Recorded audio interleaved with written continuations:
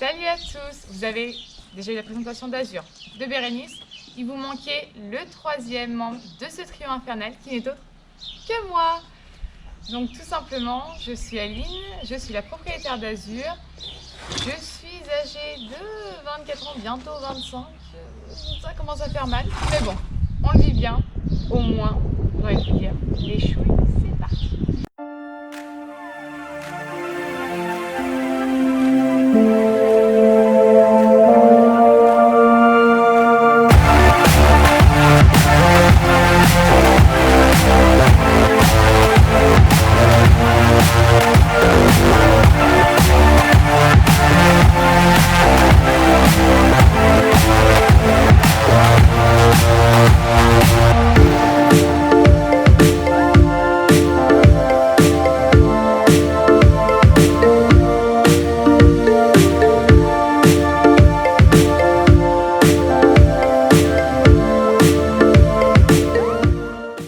Qu'est-ce que je pourrais vous dire de moi? Beaucoup de bêtises, hein, ça forcément, mais plus sérieusement. J'ai commencé l'équitation, j'avais tout juste 3 ans, avec les baby ponies forcément. Je suis restée pendant plus de 10 ans dans la même structure pour pouvoir évoluer. J'ai pu apprendre de ce fait le CSO, le dressage, le hunter, le poney game, la voltige, enfin, un panel impressionnant de disciplines. Pourtant, dès le départ, j'avais une petite préférence pour le dressage, le CSO et surtout le hunter. Ensuite, après ces 10 années de bons et loyaux services dans la même écurie, j'ai décidé de partir et je suis partie dans différentes structures pour un peu plus évoluer. Et ensuite, j'ai eu beaucoup de chance, c'est que mes parents m'ont payé une école me permettant de concilier ma passion de l'équitation et un métier stable. Voilà pourquoi je suis partie pendant plus de 3 ans faire mon bac en Touraine. D'ailleurs, cette école n'existe plus à l'heure actuelle. Sûrement parce qu'il y a eu trop de cas, trop de folie là-dedans en fait, ça doit être ça. Donc pendant ce bac, on a pu avoir la chance de toucher et à l'élevage et en plus avoir des cours qui nous a permis de nous perfectionner. On avait la chance en plus de pouvoir partir en alternance, de découvrir un élevage et plus spécifiquement un élevage de fjord, d'où vient Azur, donc qui se trouve dans le 41. Je vous ferai une autre petite vidéo où je vous expliquerai un peu cet élevage-là, mais bon, ça c'est un autre thème, on le range plus tard. Donc je suis restée dans cet élevage-là de l'année 2010 à l'année 2014. Pendant cette période-là, ce qui s'est passé, c'est que je suis arrivée donc en 2018, l'année de naissance d'Azur, et j'ai eu beaucoup de chance, et quand je suis arrivée, ils venaient tout juste de les sevrer. Donc il y a un groupe, je crois qu'ils étaient une dizaine, je n'aurai pas le nombre exact, où je pouvais voir évoluer des poulains de 6 mois jusqu'à des chevaux qui travaillaient, jusqu'à des reproducteurs et autres. J'ai pu voir toute une structure complète. Et dans l'année 2011, à Noël, j'ai reçu une petite carte. Alors je me disais, bon, j'ai pas de cadeau sous le sapin, une carte originale comme cadeau hein, pour les parents, mais bon, voyons voir un peu ce que c'est. Et dans cette carte, en fait, tout simplement, j'ai découvert qu'il y avait une carte de propriétaire avec un certain nom, qui ne vous est pas inconnu forcément, si vous êtes ici, celle d'Azur, qui stipulait que je devenais officiellement sa propriétaire. Donc là, je vous passe, hein, entre les pleurs, les cris, et j'ai l'évanouissement qui a failli, hein. Mais bon, on a contrôlé quand même pour faire bien. Mais bon, suite à ça, j'ai impérativement demandé à mes parents qu'on y aille dès le lendemain. M'en fous, hein. On va voir le poney.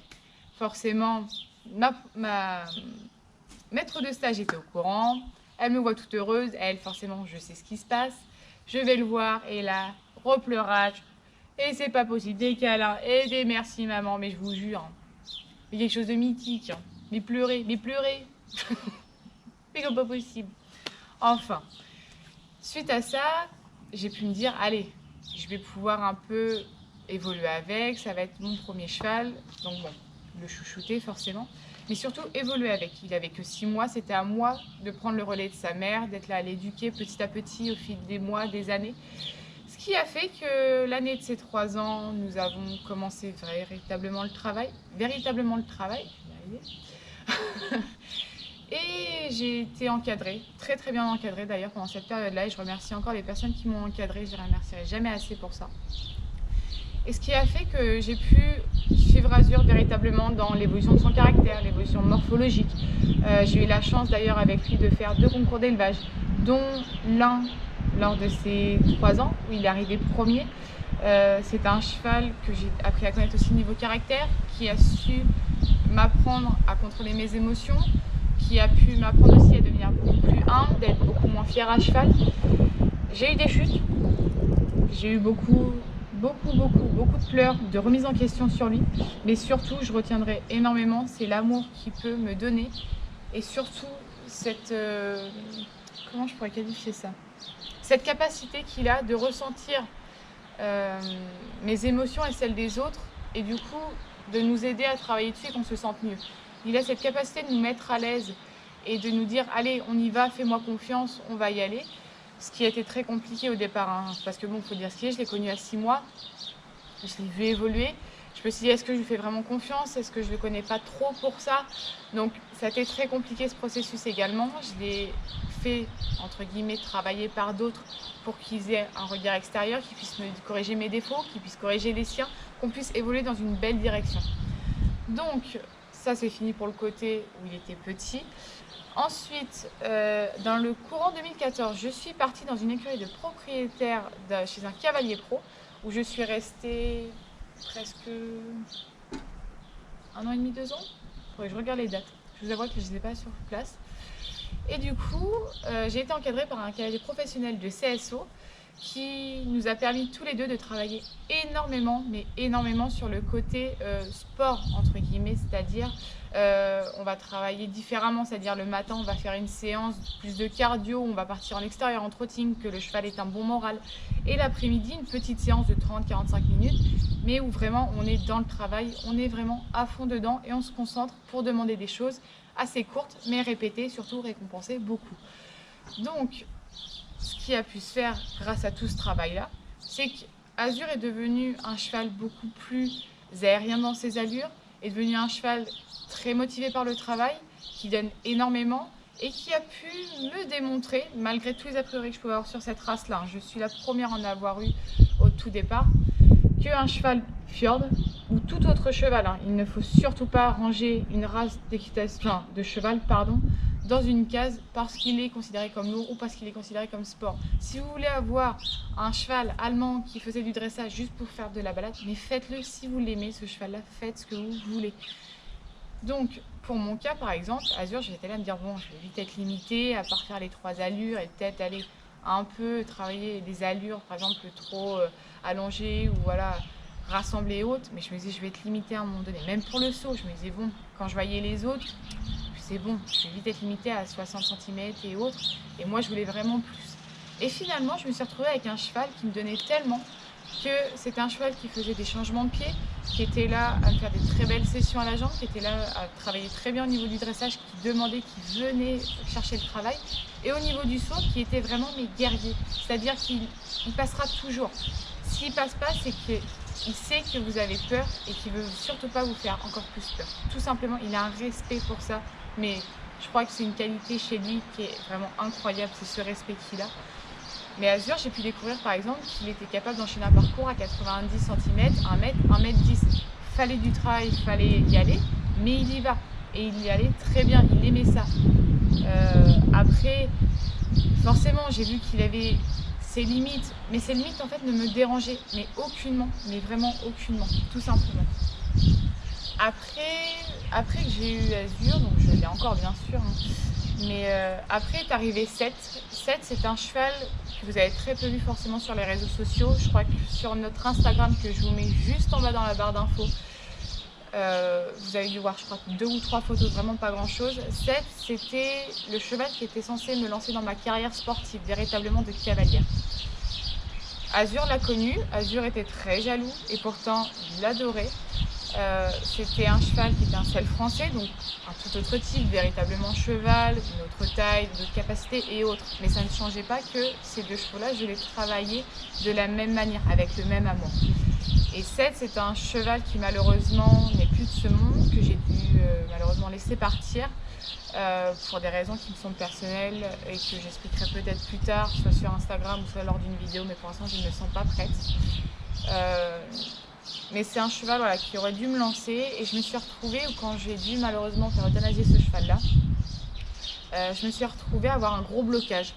où je n'arrivais plus à aller vers Azur, je n'arrivais plus à aller vers un cheval parce que j'avais peur que si je l'approche, le même chemin allait se reproduire et que j'allais malheureusement le perdre, que j'allais beau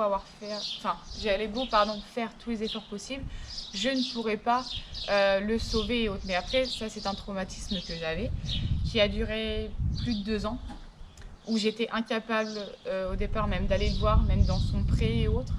C'était très compliqué. Je l'avais fait pourtant ramener chez moi pour pouvoir l'avoir à côté de moi, pour essayer de me faire violence, et pourtant je n'y arrivais pas.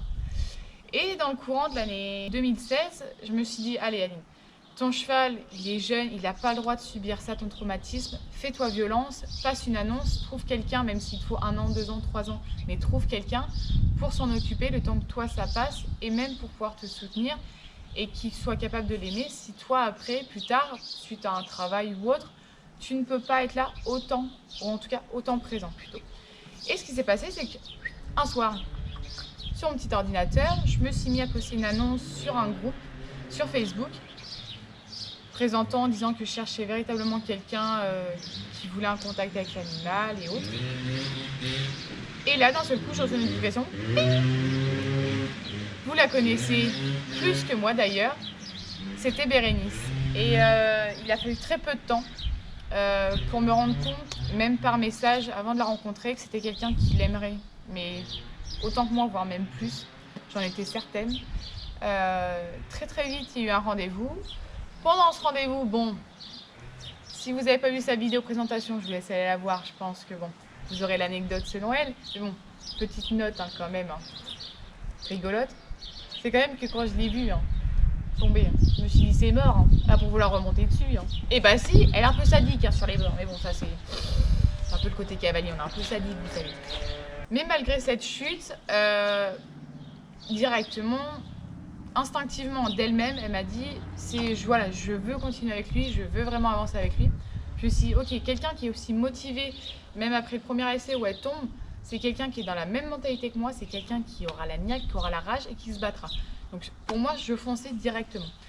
Donc ce qui s'est passé, c'est qu'au départ, le temps qu'il n'y avait pas de pension, il était dans son champ, elle venait s'en occuper. Donc au départ, ça a été beaucoup de travail à pied, de longe.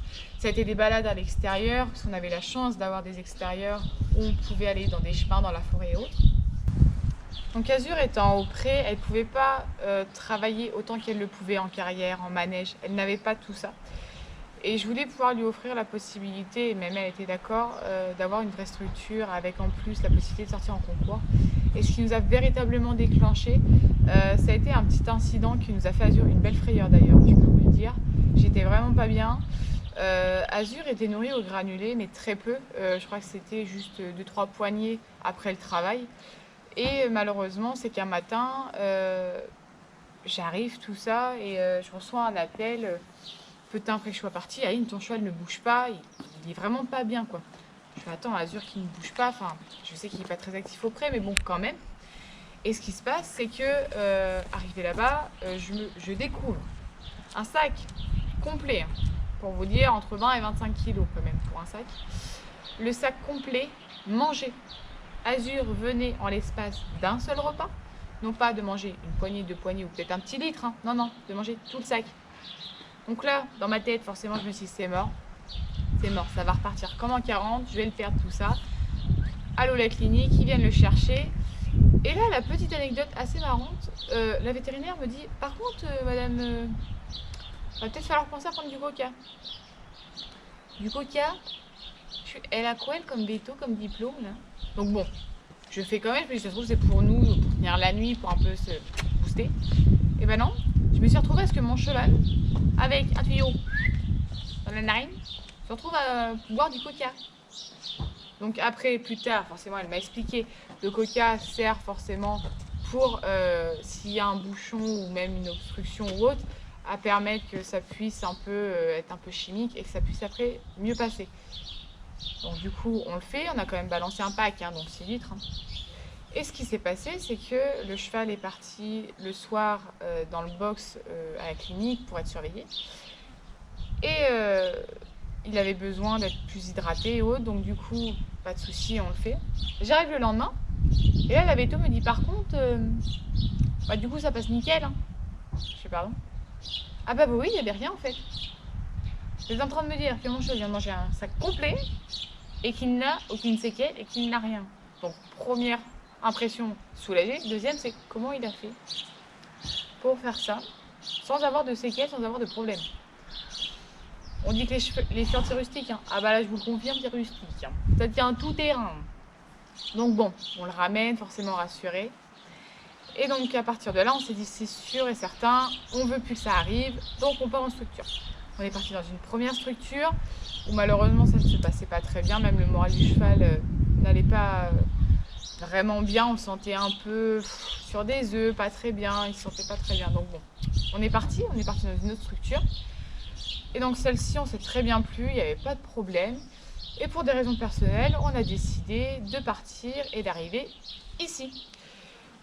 Ici, on a pu voir que notre cheval était là clairement à être très heureux, il retrouvait tous ses copains. Il était là malheureusement prendre un vilain tic de taper dans la porte. Bon, ok, il est gourmand, mais bon quand même, là c'est un peu de la patience. Mais bon, ça il est comme nous, vous savez. Hein.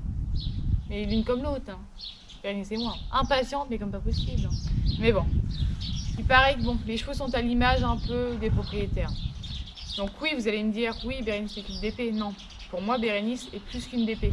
Je suis maman, elle est maman. Sans avoir les inconvénients des couches, en fait. Tout simplement. Après, qu'est-ce que je pourrais vous dire d'autre?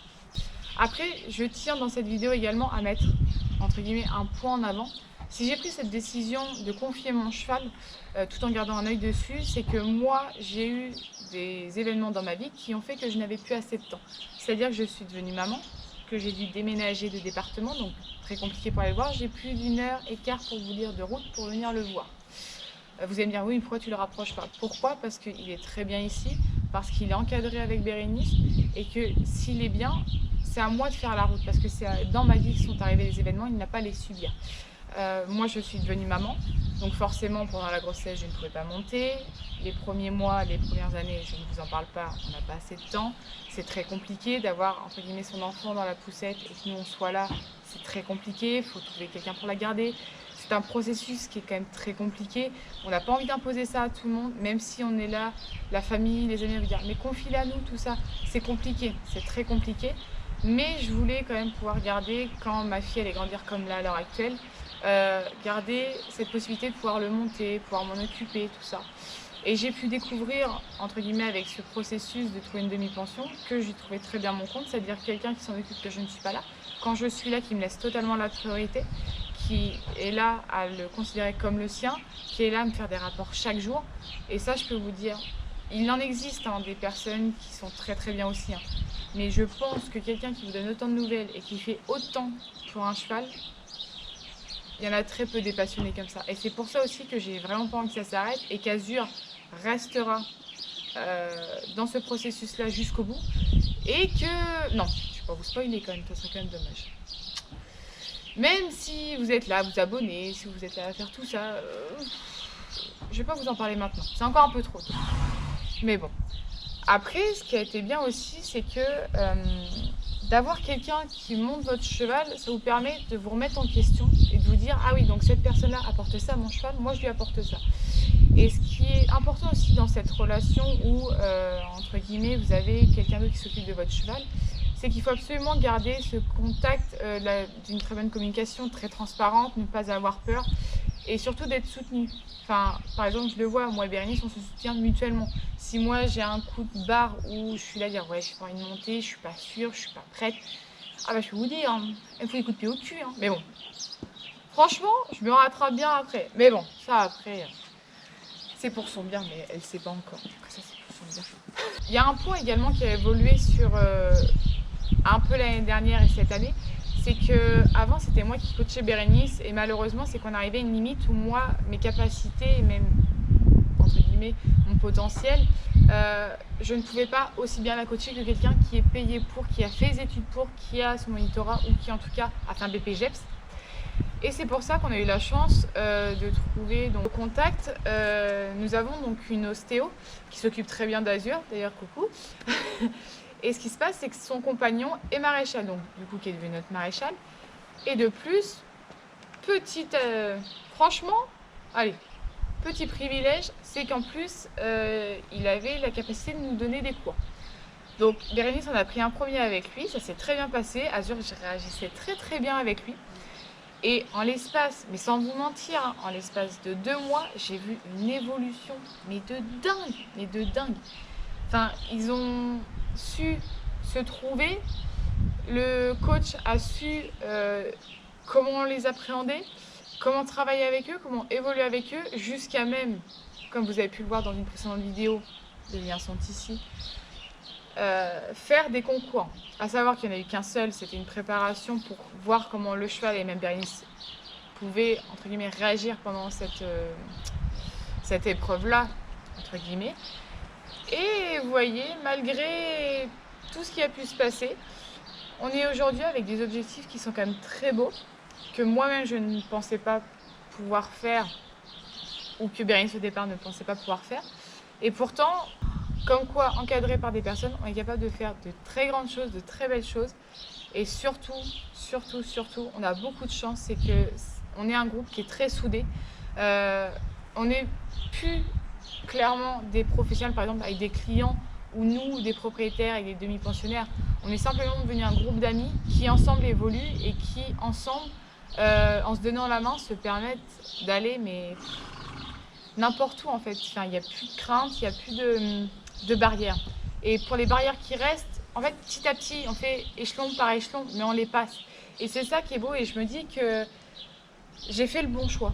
J'ai clairement fait le bon choix en faisant ce choix de prendre quelqu'un pour s'occuper de lui. Et je sais que si c'était à refaire, je le referais, tout simplement. Donc, maintenant que vous connaissez un peu plus l'énergumène, vous connaissez les 2 autres, si vous les suivez, j'espère, sinon tout de suite vous allez vous abonner. Vous laissez soit un commentaire, soit un like, soit vous abonner, ou soit les 3, c'est bien les 3. Moi, c'est bien les 3. Parce que bon, là, pour l'instant c'est soft. Attendez qu'on dévoile un petit peu tous les petits spoilers là qu'on a en tête. Là. Vous n'êtes pas prêts. Mais bon, ça, ce sera pour une prochaine fois. Moi, en tout cas, je vous laisse et je vous dis à la prochaine. Ciao, ciao!